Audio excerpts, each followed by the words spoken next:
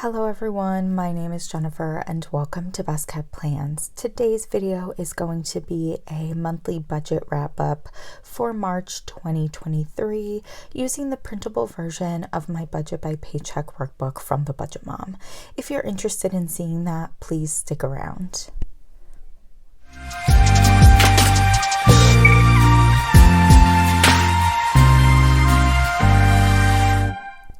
So as I said in my introduction, we're going to be doing a budget wrap up for March 2023. But as you can see, I gave my budget book a little bit of a makeover.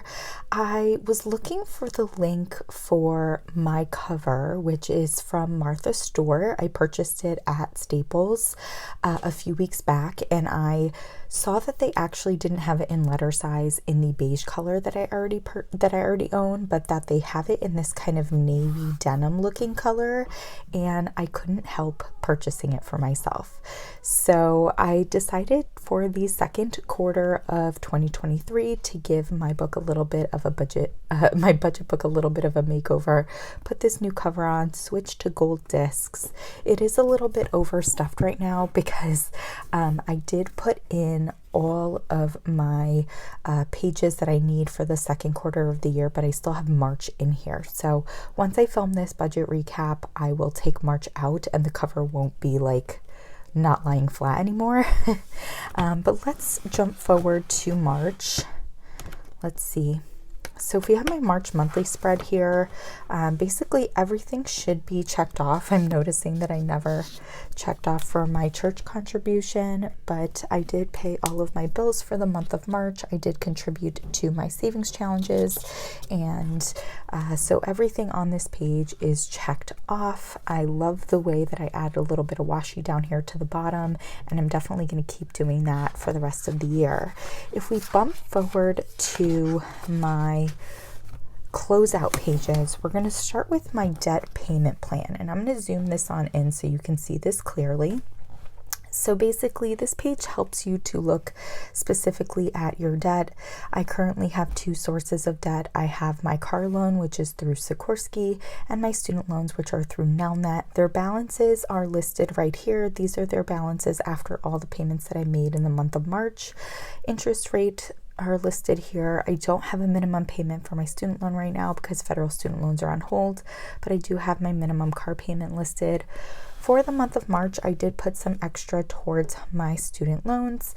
I made two smaller payments towards my car loan, and my work actually is paying on my student loan right now. So they're paying $333.33 every month toward my student loan. So I do add that into my income and then have it come out of my budget so that I have a way of keeping track of it. I was going to put a little cash towards my student loan with my last paycheck in March. I had a 3 paycheck month this month, but I ended up deciding not to.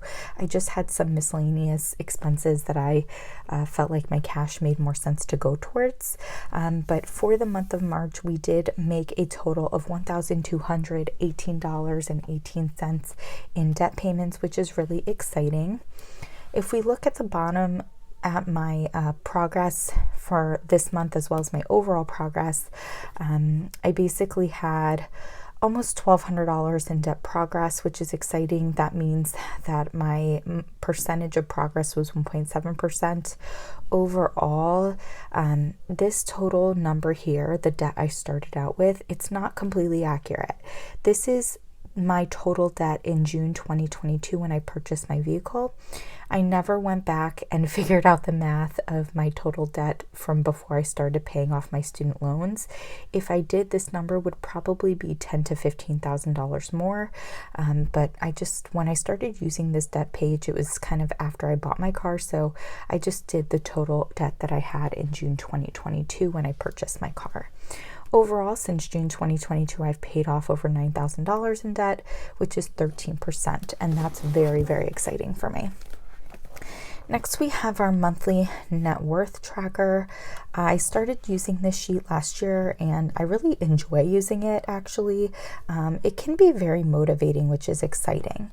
If I zoom you out a little bit just so that you can see this entire page, I do keep my assets private, but my assets for March 2023 did total $233,993.49. I have my two liabilities over here, which we saw on the last page. They equal to $61,662.19. If I subtract my liabilities from my assets, that means my total net worth for March 2023 was $172,331.30. From my net worth last month, which is listed up here, we had an increase of over 16,000, which means that my percentage change was over 10%. That is definitely the biggest positive jump I've had in a while, which is really exciting. Not exactly sure why that happened that way. I'm assuming the stock market did pretty decent this last month, and that's where the change came in. Let's flip over now and get into the Where Did My Money Go worksheets, which are my favorite part of closing out my budget. Okay, so let me zoom in on this sheet right here so that you can see the entire thing, but still have a good view of the amounts on here. This is my monthly budget category breakdown. I think this sheet is incredibly important with regards to closing out your budget. I love using this sheet. It really gives me a great overview of how the month went. And I will say, when I was putting this together this month, I was pleasantly surprised actually with how my month went. It went better than I thought it was going to go as I was in it. But let's start out with my inflow. So let's start out with everything up top here. Basically, the Budget Mom has you figure out your total monthly inflow. That's a combination of income as well as savings that you use throughout the month. My starting balance, the money that I brought into March from February, was $673.44. My earned income, which is the income that I make at my full-time job, was $9,438.54. Now that is more than it usually is, and that's because I had a 3-paycheck month this month, so that is like $3,100 over what I would normally make in a month, which is exciting, but definitely factored into my monthly budget, what I budgeted my monthly expenses to be. Other income for this month, $333.33 of that was again from my employer. I include it as other income to then have it taken out as part of debt payoff. I did get paid from Amazon. I'm an Amazon affiliate, so the links that I have down below to a lot of the products that I use for budgeting and planning, books that I recommend, things like that. If you utilize those links to purchase any items, it's no extra charge to you, but I do make a small commission. Of course, never feel obligated to use those links. They're more so honestly down there just for ease of you guys finding things that you might find helpful. I made about $10 from Amazon in the month of March, and then I did get paid out from YouTube, and I made about $100 from that. So that's the majority of what other income was for this month. I didn't use any savings, and so my total monthly inflow was $10,640.21. Now, because I had a 3-paycheck month, my monthly budgeted column here is reflecting what each of these categories, especially the ones right in the front here or in the top here, should equal having been paid 3 times in the month. So usually my grocery budget is $400, but because I got paid 3 times in the month, it should technically be $600 because I budget $200 per paycheck. Eating out, it's usually, I usually budget $100 a paycheck. So it's normally $200 for the month, but because I had 3 paychecks, it's $300. Same with gas, same with miscellaneous. The rest of the stuff down here, that doesn't really apply to, but I just wanted to give you guys a little bit of context as to why these values up top are different than they usually are. For groceries, I did spend $510. That means I was under budget by almost $90. For eating out, I spent $116.88, which was really under budget, which I'm very, very happy about. For gas, I spent $76, honestly, a little bit more than I usually spend, I feel like, but still under budget by $150. Miscellaneous, this is for miscellaneous expenses that I pay for with the cash in my miscellaneous cash envelope. That's specifically what that's for. only spent $38, which is bananas. I'm usually over budget in this category, so I was super excited about that. Under budget by over $450. Now, miscellaneous bills, I never have a budgeted amount for this. This is basically anything miscellaneous that comes up throughout the month that I'm not paying for with a variable expense cash envelope or is not covered by any other category that I have in my budget. So let's say I purchase something on a credit card and then I want to pay off that credit card. It's a miscellaneous bill. I pay for for Apple storage. It's like $2 a month. That comes out of miscellaneous bills. Let's say that I run out of a face lotion and I'm purchasing it on Amazon because I'm getting it for cheaper on there than going to the store. That's going to come out of miscellaneous bills. I definitely spent a lot in miscellaneous bills. In the month of March, I ended up spending $1,640.17, which I want that number to be a heck of a lot lower. And this is really where I thought I was like very off track for the month. I knew I was doing a ton of spending this month. I definitely went a little crazy with regards to stamps and stencils and planning supplies. And I usually do spend that money in December. Like I usually don't buy a lot of planner related stuff throughout the year. I usually wait until Black Friday so I can get sales. But I don't know. I was like looking at all these different things and seeing a bunch of really cute stuff, and I ended up purchasing a bunch of stuff. There was also some other expenses and things like that. So I definitely spent a lot of money in this category, and that's one area where I want to improve next month. For savings, I always have the goal of saving $3,000. I ended up saving over $5,000 this month, so that was really, really exciting for me. I didn't think I had saved that much, and so that was a very pleasant surprise when I was putting this together. Utilities were a little under budget just because I've had some issues with utilities in the last couple months with what I pay going up and then them refiguring my bill, and it was higher last month, specifically my optimum, so this month it was down lower. Next month it's going to kind of like even itself out. Personal, this is a newer category for me, but in that I include my Spotify, my Netflix, Audible, my gym membership, things that really I used to include in utilities but aren't really utilities. I just didn't have a better category for them, and that was $106. Housing, that's my rent, right on track with that. I did overspend in giving, which is never an issue for me, or never an issue to do. And then with debt, I did go over with debt, which I'm very happy about. Now, if I add all of these together, I'm going to have an issue with regards to balancing my budget, because the Budget Mom is a zero-based budget method, and so that means all of your outflow should match your inflow. And at the end of paying all my bills here, I didn't have $0 in my account. And because of that, my budget's not going to be balanced. So you need to put in a column here with regards to how much money you're moving or rolling from March into April. And for me, because I got paid 2 days before the month was over, I'm rolling over a decent amount, which is $922.74. Now, with adding that in, when I add all this together, it should equal my inflow, and I was pretty close. I was off by $2. I didn't bother to go back and look for it. I didn't want to go through that hassle.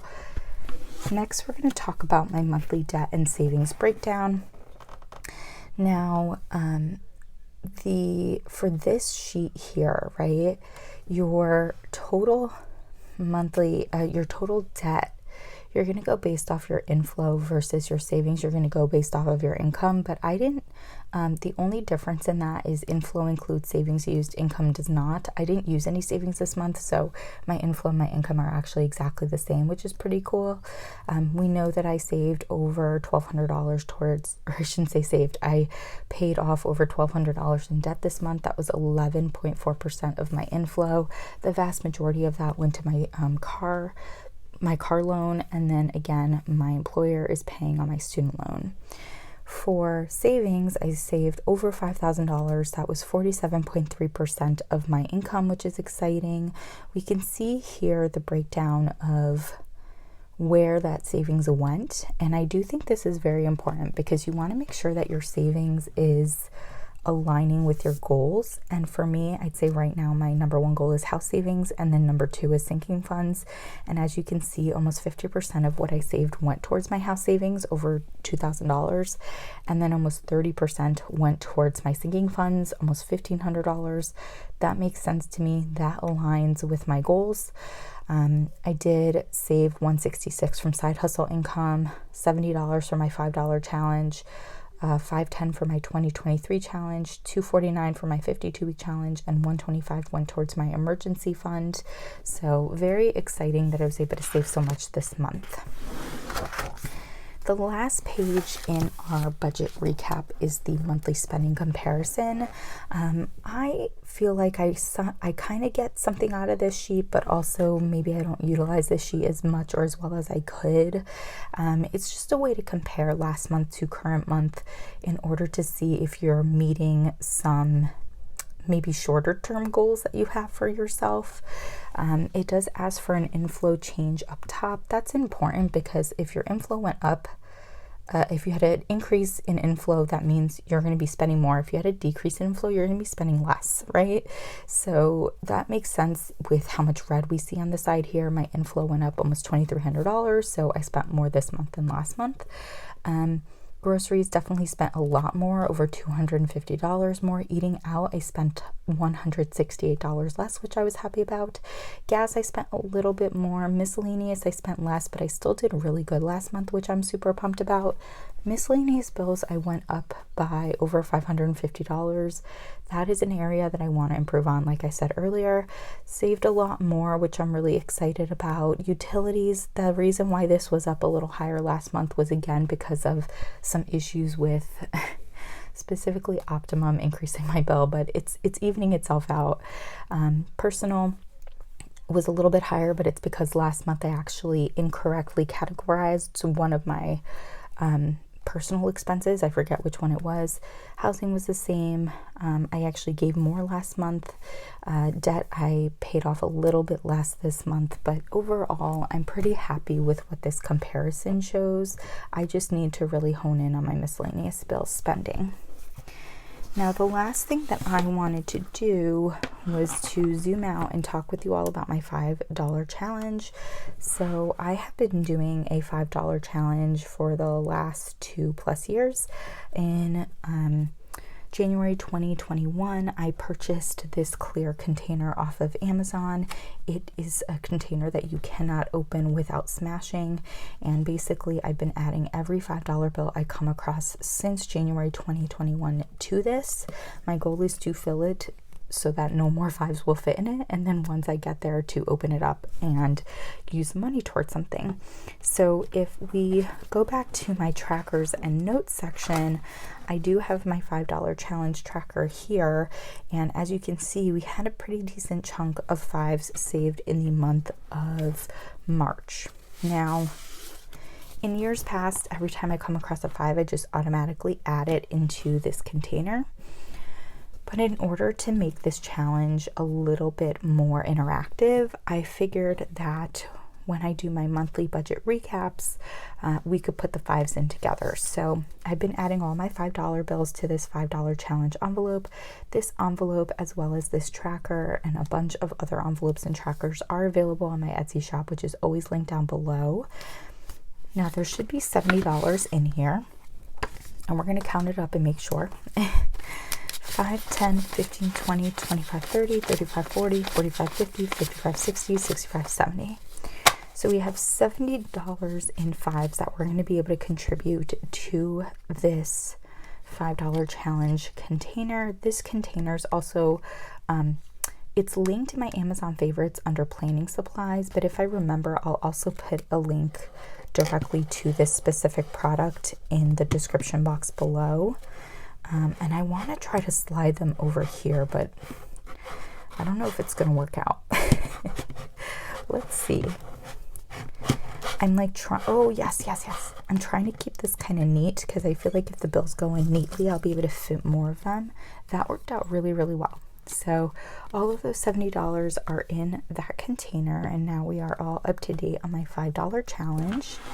And that's going to be it for my monthly budget recap for March 2023. I hope that you all enjoyed this video. If you have any questions about how I close out my budget, I did in February 2022 do a very in-depth step-by-step closeout process. I can definitely try to remember to link that up in the cards. If you have questions about how you should be closing out your budget or are confused and need more detail, that's a really great video to watch.